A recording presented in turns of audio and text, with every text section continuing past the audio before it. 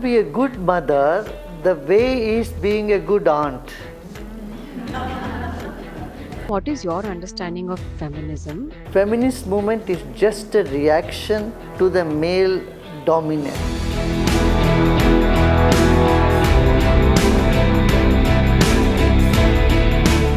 This old saying that eat breakfast like a king, I am not for it, because you eat like a king and you'll sleep like a king. Is it necessary to have a formal education to imbibe spiritual wisdom? Basics in life about our mind, our psychology is needed. Is it easier for women to get more enlightened? Of course. Gurudev, you have given us such a wonderful quote that events are transitory, pick up the wisdom and just be. Everybody wants to know how to just be, Gurudev. If there is one very easy thing, that is just to be. But it appears to be very difficult. It's just like an insomnia person, finding sleep is very difficult. Someone who is used to good sleep, say, oh, sleep, I can sleep anytime, anywhere, right? But if you are suffering from insomnia, you find it so difficult. Similarly, if you watch a baby is just there. When it laughs, when it cries, and that's it. It doesn't hold on to the events. See, mom scolds, sometimes mom gives, sometimes mom doesn't give. Baby doesn't say, Mom, you didn't give me, or you didn't do that. I'm talking about very small babies. Of course, when you grow older, then you hold on to the memories, you hold on to your instances, then you crib on it. So what we need to do is time and again press the delete button in our computer. We somewhere forget to press the delete button, and so we keep overwriting. That is when confusion comes. Confusion is simply overwriting. In life you have everything, all experiences come, pleasant, unpleasant. Nobody can claim I have only pleasant experience, nor anyone can claim I have only unpleasant experience. They all come and go. Thing is, what you gain out of your pleasant experience and what you take from your unpleasant experience. That's what when I said, just be and learn from it and move on. There's so much effort being put to eradicate the educational disparity in women. Is it necessary to have a formal education to imbibe spiritual wisdom? Basics in life about our mind, our psychology is needed, because we don't learn about our mind at all, neither at school nor at home. We don't learn about our emotions. We don't learn about our behavioral patterns, how we behave, how we present ourselves, and how we perceive others. None of this is taught. So a little bit of this education would definitely help, with an experience of how we can get rid of stress in day-to-day life. That's necessary. Gurudev, you speak about the journey from the head to the heart. Women are already more heart. So is it easier for women to get more enlightened? Easier? Of course. Of course. Sensibility and sensitivity, both are essential in life. If you are only sensitive, things are not going to work for you. If you are only being sensible all the time, and you will become an ultra-perfectionist, that's it. You will get into a lot of stress, turmoil. So that fine balance of sensitivity and sensibility is what is really appreciated. Gurudev, I am the founder of a chain of beauty and hair salons in India. Could you please share your views on the importance of presenting the best version of ourselves? A smile. A beautiful mind brings out a beautiful energy. See, we convey more through our energy than through our external look. If someone has a positive energy and an enthusiasm and a big smile, they are more beautiful, they are more attractive. And if you want to be more pleasing and attractive to people, all that you need to do is get rid of stress from your mind. And this not only it is external, but it also does the chemical changes inside of you. Your state of mind impacts your, dopamine. It impacts your all those hormones which makes you look more young and beautiful. Now they have found out that the Sudarshan Kriya has an impact on the telomeres of the DNA. Usually after 21 that doesn't grow. But after doing Kriya meditation, the telomeres grows. That means you're becoming more younger. Reversal of aging is happening. Clinically also this has been told today. Gurudev, so culturally and historically, women have always taken the secondary role. But nowadays they're more and more in the front, taking the leading role.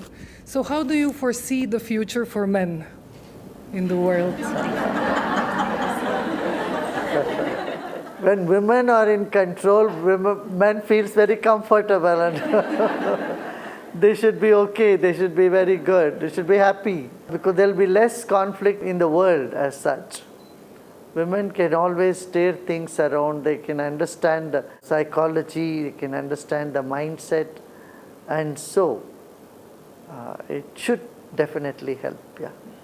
Gurudevji, like what we see is the women from rural areas generally look up to educated and women of urban places, cities. With this influence, their tradition, their beliefs, which was one of the best with so many thousands of years they've been practicing, is getting collapsed. So how do we address this? It's a two-way thing, The urban women will have to learn from the rural women also. They are good team builders. If you see the self-help groups in villages, that's are built and managed by rural women. And they know how to bond people, how to take up leadership in small groups, which urban women may not know. Urban women may fight with more people. They are very individualistic, but the rural women have that wonderful connect with the people because they have to work that way. And because at home they have learned patience, how they have to deal with all different situations.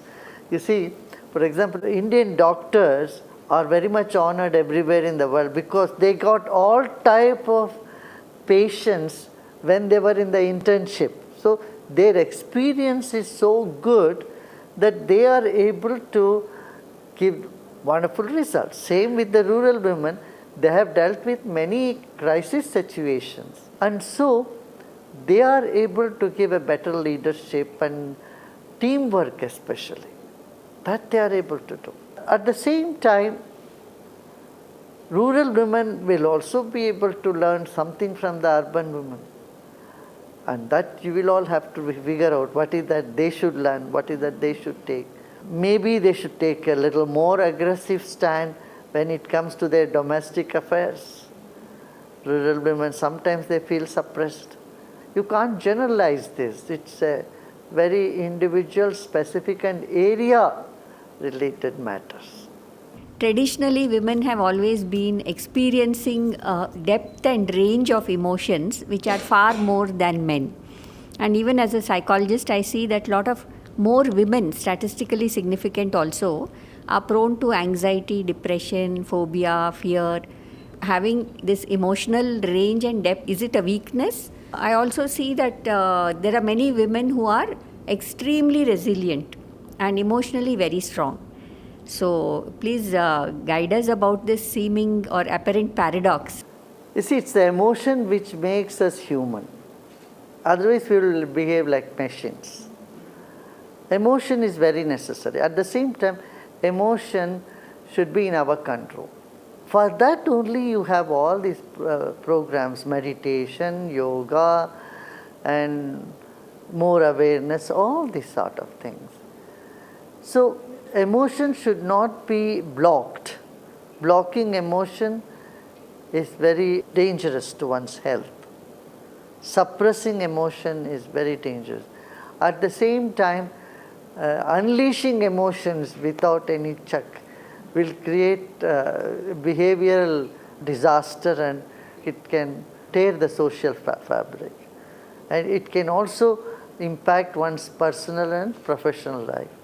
So one need to balance their emotion and also accept some moments in life where you can't control. It is okay. You don't have to be perfect all the time. But you can't make imperfection as your language. While you should allow imperfection to be there sometime in life, but that cannot be a routine thing. Then that makes it very balanced life. Earlier, women's identity depended on being mothers, daughters, daughter in laws mostly. And now, in the modern world, they actually reject their femininity and strive to be more masculine. Maybe this is a misinterpretation of feminism. So, I want to know, what is your understanding of feminism, and shouldn't this feminist movement lead to women and allow women to just be?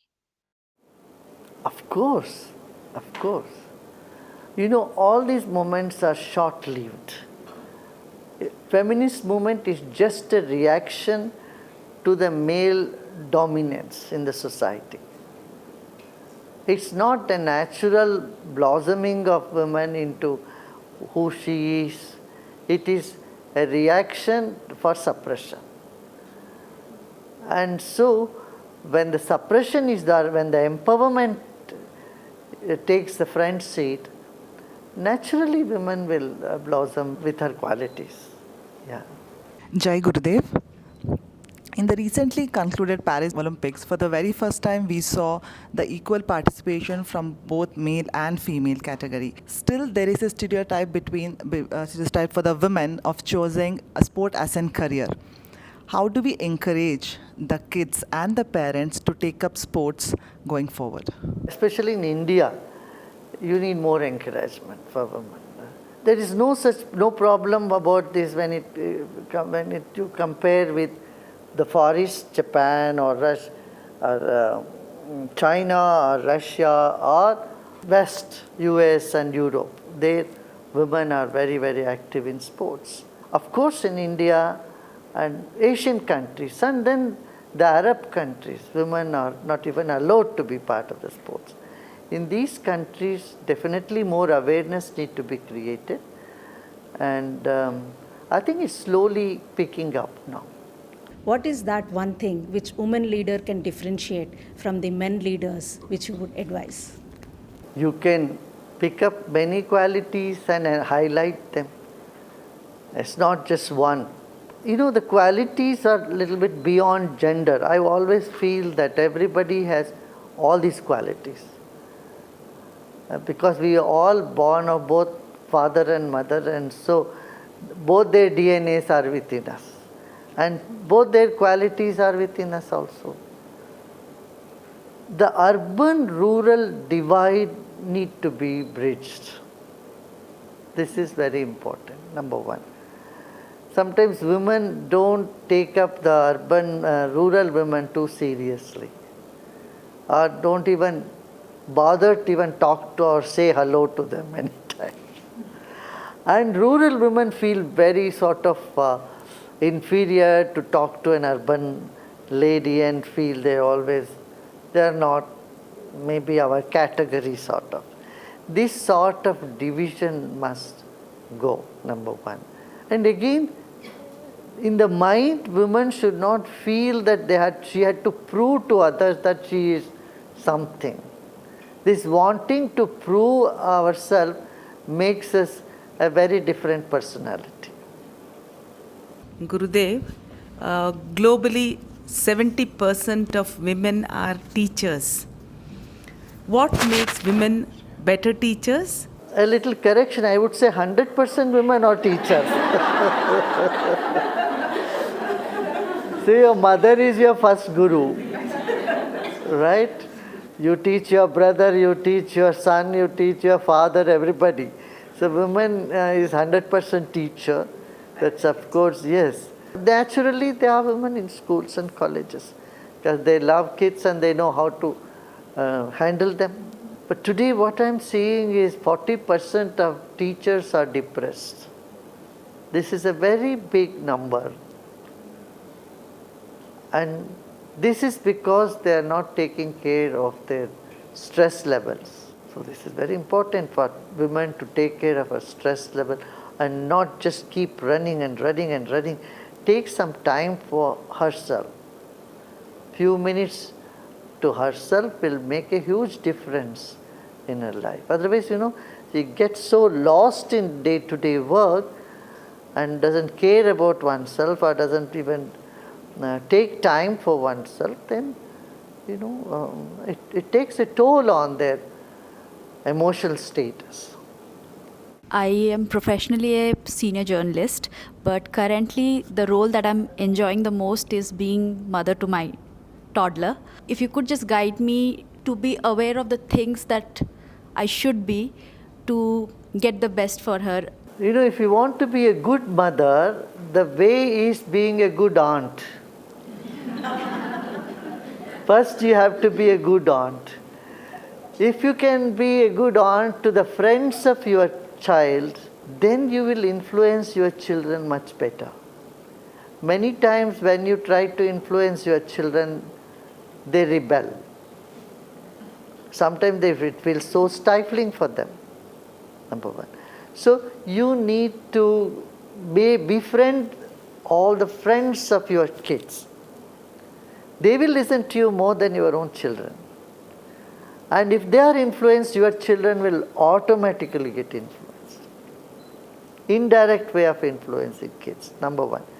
Second is, sometimes if you scold your children, you shouldn't feel guilty. This is something, I made my baby cry, or I made my child cry, I upset her mood. You go into a guilt trip. That you should not do, because it is necessary to be a little strict. If you are always goody-goody and mushy-mushy to your child, when they grow up, they become so weak and they can't take one little criticism from anybody. You see the future of the children. Do you want them to be strong? If your daughter gets married into some family and the mother-in-law gives any one comment and she cannot take it, then it is no good. So you need to vaccinate your children with little scolding now and then and not feel guilty about it. My name is Yasmin Sheikh. My question really is, like you talked about, as women, we're always running. How can we release the need to control and fix things in our busy lives? I think I would request some advice from you, please. You should have this passion to control and fix things right. At the same time, you also need to let go. These are two things. They're like two steps in life, breathing in and breathing out. Passion and dispassion, both are necessary in life. If you are not passionate about doing something, you can never move forward. You will never be successful. And if you are only in that direction, you will become a nervous wreck. You will break down sooner or later. So you need to balance that with this attitude of, okay, let it be. And that is what our meditation is all about. It just gives you deep rest and dynamic activity. They are complementary. They appear to be completely opposite, but they complement each other. Jai Gurudev. And dear Guruji, science and technologies are advancing at rapid speed, opening new opportunities for women to contribute and achieve their goals. But however, what I felt is there are many women highly qualified and they are working in space exploration, making satellite and designing the rockets. But when it comes to the higher positions and taking leadership responsibility, there is a gap. How we can empower and support more women in this space? You are already doing it. And the Chandrayaan, Mangalayan from here is all supported by women force. India is very proud of the women force here, especially in Bengaluru, who are, have been such a big part of Mangalayan. And I'm sure you will climb up like that. This is the same question was there several years ago about Reserve Bank of India. Women are not getting to the top. But already women got to the top. I think we will definitely be able to do that, yeah. Jai Gurudev. I have a role, being an RJ, a role at home and at office, and a good responsible role towards listeners. And we shift our roles every now and then. And when we are disturbed, I think we have only one mind. We find it really difficult because it impacts every area that we are dealing with. How to deal with that? Meditation. See, if you have a child at home, baby especially, mother has to keep awake the whole night and any time, day and night. So when the baby is sleeping, I would recommend mothers to take the 20 minutes to do Yoga Nidra or meditate. In the 20 minutes, you get rest of 6 hours of sleep. Concentrated rest you get through meditations. And then sometimes, do nothing, just listen to music. Even 10 minutes of it will enable you to be more energetic, more powerful. The formula of stress is too much to do, too little time and no energy. And this is what you face usually. Here, time is constant. You can't make today as 27 hours or 30 hours. Today is 24 and it is same for everybody. And you can't reduce the things that you need to do. You have to take care of home and all the things there that you can't reduce. What is the one thing that is variable here? Is energy level. That you have to see. Food also makes a big difference. If you are eating more salads and fresh fruits, you feel more energetic. But if your food is all only samosas and parathas and lassis, and then definitely, or if you just have a toast in the morning and a cup of tea, it's not going to help you. The continental breakfast, Western breakfast, is not good for having good energy at all. Because it's so much carbs. Morning you have to take little bit protein and then some. This old saying that eat breakfast like a king, I am not for it. Because you eat like a king and you'll sleep like a king. I would say you have to have, balanced diet. That will also give you, with meditation. Gurudev, women of my generation, especially who have been raised in 1990s and 2000s, so we have been raised to be financially independent and just be ourselves because of the cutthroat competition in the outer world. Do you feel that in this process we have somehow failed to learn the concept of leading at domestic front? And we have learned the concept, why only me? You don't have to teach a woman to lead the domestic life. She is already natural. It's very natural to women. What she needs to learn is only to lead in the financial sector, in the sports sector, in the political sector, all these other sectors of life. This is something which has been ignored for some reason world over. You see, even today, after so many 500 years of America's existence, not one American woman has become the president. Fortunately, in India, it's not the case. This was ruled by Mrs. Gandhi for 18 years. So India has a different equation. Almost all over Asia, you find there is more participation of women in all the fields, I would say. It also, I think perhaps it's the cultural or the philosophical thing here that women names comes first than men. You only say Srimati and Shri, not Mr. and Mrs. Here Srimati and Shri, first Sita and then Ram, Radhe and Sham, like that Gauri and Shankar. So the women empowerment has been there here for a long, long time. Perhaps had psychologically contributed women to take that leading role. Okay. Jai Gurudev, who are the women who inspire you? Obviously, it's my mother and my sister and my teacher. My teacher was a lady who was with Mahatma Gandhi for many years. I take inspiration from everybody. not one particular like that. Yeah. Okay. Gurudev, how can women leaders achieve a harmonious blend between collaboration and independent or individual decision making? Intuitive ability. You have great intuitive ability, you simply have to enhance it. And for that, again, meditation, music, all that will help. There is no criteria to decide how to take the right decision tomorrow, day after, or when a situation comes.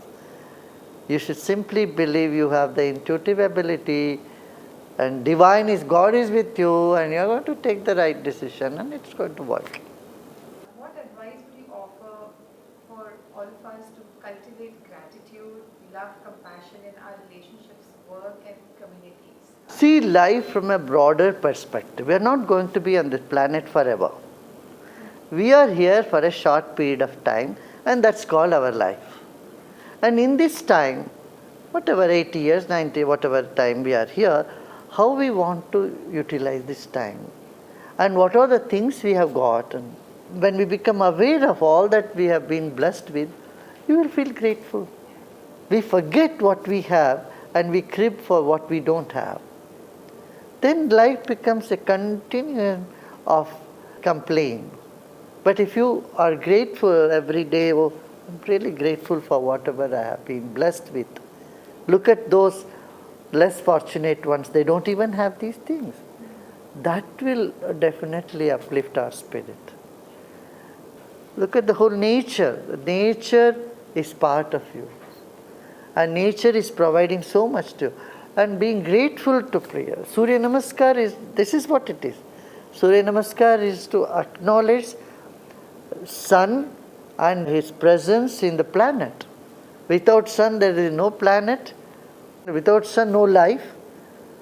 And being grateful for sun's existence. Like that, there are a million reasons to be grateful in life. You simply have to put your attention.